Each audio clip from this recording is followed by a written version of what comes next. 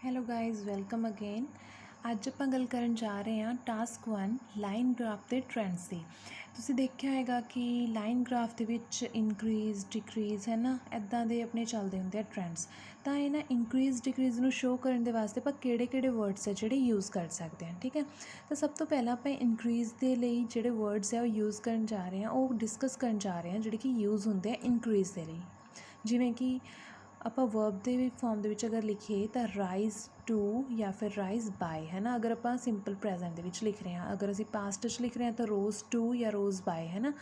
ਆਪਾਂ perfect farm ਦੇ ਵਿੱਚ ਲਿਖ ਰਹੇ ਹਾਂ ਤਾਂ ਆਪਾਂ ਥਰਡ ਫਾਰਮ ਲਗਾ ਰਹੇ ਹਾਂ ਰੀਜ਼ਨ, ਤਾਂ ਰੀਜ਼ਨ ਟੂ ਰੀਜ਼ਨ ਬਾਏ ਹੈ ਨਾ।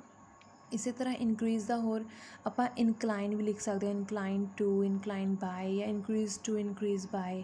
ਉਸੇ ਤਰ੍ਹਾਂ ਗੋ ਅਪ ਟੂ ਜਾਂ go up by, climb to climb by. ਇਸੇ ਤਰ੍ਹਾਂ ਗਰੋ ਟੂ ਜਾਂ ਗਰੋ ਬਾਏ, ਜਾਂ ਫਿਰ ਅਗਰ ਪਾਸਟ ਫਾਰਮ 'ਚ ਲਿਖ ਰਹੇ ਹਾਂ ਤਾਂ ਗਰਿਊ ਟੂ ਗਰਿਊ ਬਾਏ। ਇਸੇ ਤਰ੍ਹਾਂ ਪਰਫੈਕਟ ਫਾਰਮ ਦੇ ਵਿੱਚ ਆਪਾਂ ਲਿਖ ਰਹੇ ਹਾਂ ਗਰੋਨ ਟੂ ਗਰੋਨ ਬਾਏ ਹੈ ਨਾ। ਅਗਰ ਡਬਲ ਹੋ ਰਿਹਾ ਹੈ, ਕੋਈ ਵੀ ਆਪਣਾ ਚੇਂਜ ਆ ਡਬਲ ਹੋ ਰਿਹਾ ਤਾਂ ਆਪਾਂ ਡਬਲ ਬਾਏ, ਟ੍ਰੈਬਲ ਜਾਂ ਫਿਰ triple bye, boom, ਸਰਜ, Sor, ਰੌਕਟਡ to ਜਾਂ ਰੌਕਟ ਬਾਏ ਹੈ ਨਾ। ਇਹ ਯੂਜ਼ ਕਰ ਸਕਦੇ ਹਾਂ ਅਗਰ ਆਪਾਂ ਵਰਬ ਦੀ ਫਾਰਮ 'ਚ ਲਿਖ ਰਹੇ ਹਾਂ। ਉਸੇ ਤਰ੍ਹਾਂ ਅਗਰ ਅਸੀਂ ਇਨਕਰੀਜ਼ ਦੇ ਟ੍ਰੈਂਡ ਨੂੰ ਨਾਊਨ ਦੀ ਫਾਰਮ ਦੇ ਵਿੱਚ ਲਿਖ ਰਹੇ ਹਾਂ ਤਾਂ ਅਸੀਂ ਕਿਵੇਂ ਲਿਖਾਂਗੇ, ਅ ਰਾਈਜ਼ ਆਫ, ਕਿ ਕਿੰਨੇ ਦਾ ਇਨਕਰੀਜ਼ ਹੋਇਆ ਹੈ ਨਾ। ਐਨ ਇਨਕਰੀਜ਼ ਆਫ, ਇਹਦੀ ਜਗ੍ਹਾ ਆਪਾਂ ਐਨ ਇਨਕਲਾਈਨ ਆਫ ਵੀ ਲਿਖ ਸਕਦੇ ਹਾਂ, ਅ ਗਰੋਥ ਆਫ ਲਿਖ ਸਕਦੇ ਹਾਂ, ਐਨ ਅਪਵਰਡ ਟਰੈਂਡ ਲਿਖ ਸਕਦੇ ਹਾਂ, ਅ ਡਬਲਿੰਗ ਇਨ ਹੈ ਨਾ। ਕੋਈ ਵੀ ਜ਼ਿਆਦਾ ਵਿੱਚ ਵੀ ਜਿਸ ਚੀਜ਼ ਦੇ ਵਿੱਚ ਵੀ ਹੋਈ ਹੈ, ਜਿਵੇਂ ਆਪਾਂ ਨੇ ਸਮੋਲ ਐਨ ਦੇ ਨਾਲ ਨਾਊਨ ਸ਼ੋ ਕੀਤਾ, ਅ ਡਬਲਿੰਗ ਇਨ, ਜਿਵੇਂ ਆਪਾਂ ਕਹਿ ਰਹੇ ਹਾਂ ਕਿ ਐਪਲ ਦੀ ਪ੍ਰੋਡਕਸ਼ਨ ਹੈ ਜਿਹੜੀ ਉਹ ਡਬਲ ਹੋ ਰਹੀ ਹੈ ਨਾ, doubling in the production of apples ਹੈ ਨਾ। ਉਸੇ ਤਰ੍ਹਾਂ ਅ ਟਰੈਵਲਿੰਗ ਇਨ ਜੋ ਵੀ ਨਾਊਨ ਹੋਏਗਾ ਉਹ ਲਿਖ ਦੇਣਾ ਹੈ, ਅ ਬੂਮ, ਅ ਸਰਜ। ਇਹ ਸਾਰੇ ਹੋ ਜਾਂਦੇ ਆਪਣੇ ਨਾਊਨ ਅਗਰ ਆਪਾਂ ਨੇ ਇਨਕਰੀਜ਼ ਦੀ ਫਾਰਮ ਦੇ ਵਿੱਚ ਲਿਖਣਾ ਹੈ ਨਾ। ਹੁਣ ਆਪਾਂ ਅੱਗੇ ਗੱਲ ਕਰਦੇ ਹਾਂ ਜੀ ਡਿਕਰੀਜ਼। ਅਗਰ ਅਸੀਂ ਟਰੈਂਡ ਹੈ ਜੋ ਡਿਕਰੀਜ਼ਡ ਫਾਰਮ ਦੇ ਵਿੱਚ ਸ਼ੋਅ ਕਰਨਾ ਆ ਤਾਂ ਉਹਦੇ ਲਈ ਵੀ ਬਹੁਤ ਸਾਰੇ ਵਰਡਸ ਹੈ ਨਾ। ਤਾਂ ਹਰ ਸੈਂਟੈਂਸ ਨੂੰ ਆਪਾਂ verb and known the farm ਦੇ ਵਿੱਚ ਕੰਪਲੀਟ ਕਰਨਾ ਹੁੰਦਾ ਹੈ। ਉਹ ਆਪਣੇ 'ਤੇ ਮੈਟਰ ਕਰਦਾ ਹੈ ਕਿ ਅਸੀਂ ਕਿਹੜੀ ਫਾਰਮ ਦੇ ਵਿੱਚ ਲਿਖ ਰਹੇ ਹਾਂ। ਵਰਬ ਦੀ ਫਾਰਮ 'ਚ ਲਿਖ ਰਹੇ ਹਾਂ ਤਾਂ ਆਪਾਂ ਇਹ ਵਾਲੇ ਵਰਡਸ ਯੂਜ਼ ਕਰਾਂਗੇ, ਨਾਊਨ ਦੀ ਫਾਰਮ 'ਚ ਲਿਖ ਰਹੇ ਹਾਂ ਤਾਂ ਅਸੀਂ ਇਹ ਵਾਲੇ ਵਰਡਸ ਯੂਜ਼ ਕਰਾਂਗੇ। ਸੋ ਫਸਟ ਆਫ ਆਲ ਆਪਾਂ ਕਿਹੜਾ ਵਰਬ ਯੂਜ਼ ਕਰ ਸਕਦੇ ਹਾਂ, ਕਿਹੜਾ ਟਰੈਂਡ ਯੂਜ਼ ਕਰ ਸਕਦੇ ਹਾਂ ਡਿਕਰੀਜ਼ ਦੇ ਲਈ, ਫਾਲ ਟੂ ਜਾਂ ਫਾਲ ਬਾਏ। ਉਸੇ ਤਰ੍ਹਾਂ ਜਿਵੇਂ ਆਪਾਂ ਪਹਿਲਾਂ ਡਿਸਕਸ ਕੀਤਾ ਸੀਗਾ ਹੈ ਨਾ ਕਿ ਸਿੰਪਲ ਪ੍ਰੈਜ਼ੈਂਟ ਹੈ ਜਾਂ ਪਾਸਟ ਹੈ ਜਾਂ ਫਿਰ ਪਰਫੈਕਟ ਫਾਰਮ ਹੈ ਨਾ। ਉਹ ਮੈਟਰ ਕਰੇਗਾ ਕਿ ਤੁਹਾਡਾ ਟਾਸਕ ਕਿਸ ਫਾਰਮ ਦੇ ਵਿੱਚ ਹੈ, ਕਿਸ ਈਅਰ ਦੇ ਵਿੱਚ ਹੈ। ਉਹਦੇ ਅਕੋਰਡਿੰਗ ਆਪਾਂ ਨੇ ਇੱਥੇ ਜੋ ਵੀ ਵਰਬ ਹੈ ਉਹ ਚੇਂਜ ਕਰਕੇ ਉਹਦੇ ਪਿੱਛੇ ਟੂ ਜਾਂ ਫਿਰ ਬਾਏ ਲਗਾ ਦੇਣਾ ਹੈ, ਠੀਕ ਹੈ। ਉਸੇ ਤਰ੍ਹਾਂ ਡਿਕਲਾਈਨ ਟੂ ਜਾਂ ਬਾਏ, ਡਿਕਰੀਜ਼ ਟੂ ਔਰ ਬਾਏ, डिप टू और बाय, ड्रॉप टू और बाय, गो डाउन टू और गो डाउन बाय।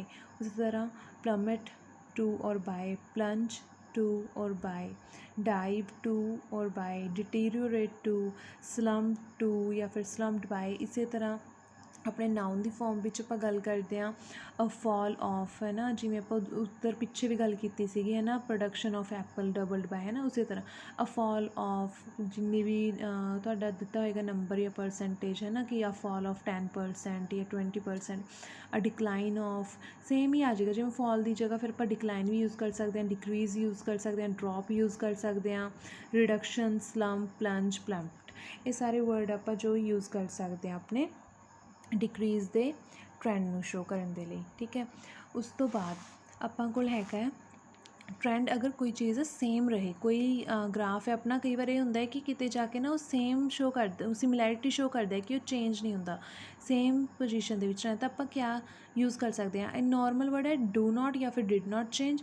ਬਟ ਆਪਾਂ ਅਗਰ ਥੋੜ੍ਹੀ ਵੋਕੈਬਲਰੀ ਦੀ ਫਾਰਮ ਦੇ ਵਿੱਚ ਉਹਨੂੰ ਕਰਨਾ ਤਾਂ ਰਿਮੇਨ ਜਾਂ ਫਿਰ ਸਟੇ स्टेबल या फिर रिमेन स्टेबल या फिर रिमेन स्टेडी या फिर रिमेन स्टैटिक या फिर रिमेन अनचेंज्ड ਐਟ ਪਾ ਕੇ ਆਪਾਂ ਜਿੰਨੇ ਵੀ ਪਰਸੈਂਟੇਜ 'ਤੇ ਜਾਂ ਜਿੰਨੇ ਨੰਬਰ 'ਤੇ ਸੇਮ ਰਿਹਾ ਉਹ ਲਿਖ ਸਕਦੇ ਹਾਂ।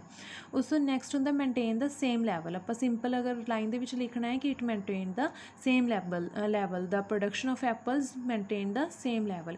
ਉਸੇ ਤਰ੍ਹਾਂ ਨਾਊਨ ਦੇ ਵਿੱਚ ਆਪਾਂ ਸਿੰਪਲ ਕਹਿ ਦਾਂਗੇ ਕਿ ਨੋ ਚੇਂਜ ਵਾਜ਼ ਅਬਜ਼ਰਵਡ ਹੈ ਨਾ, ਜਾਂ ਨੋ ਚੇਂਜਿਸ ਅਬਜ਼ਰਵ। ਉਸ ਤੋਂ ਬਾਅਦ ਅਗਰ ਆਪਾਂ ਪੋਜੀਸ਼ਨ ਦੀ ਗੱਲ ਕਰ ਰਹੇ ਹਾਂ, ਪੋਜੀਸ਼ਨ ਜਿਵੇਂ ਇਹਦੇ ਵਿੱਚ ਕੋਈ ਵੀ ਚੀज़ है कि ये इस पोजीशन ते रही है ना, तो स्टूड एट या फिर स्टूड वॉज है ना, या लेवल्ड ऑफ या लेवल्ड ऑफ एट। उसी तरह प्लेट्यू एट, स्टेबलाइज एट जिथे एक जगह स्टेबल होगी। उस तो बाद पीकड एट जे हाईएस्ट पोजीशन के उत्ते चलेगी तो पीकड एट। उस तो अगे है रीच्ड। इसी तरह ये नाउन की फॉर्म के होंगे a levelling off at, a plateau at, a reached a high peak या फिर पीक ऑफ है ना, रीच्ड अ लो ऑफ अगर घट रहा है या वध रहा है वो अकॉर्डिंग वा पीक ऑफ या लो ऑफ है ना। And our last one is constant change. कई बार आप देखिए कि अपने टास्क के विच इस तरह दी ना फ्लक्चुएशनस होंदियां है कि कॉन्सटेंटली होंदियां है ना, तो आप उन्होंने फ्लक्चुएटेड बोल सकते हैं।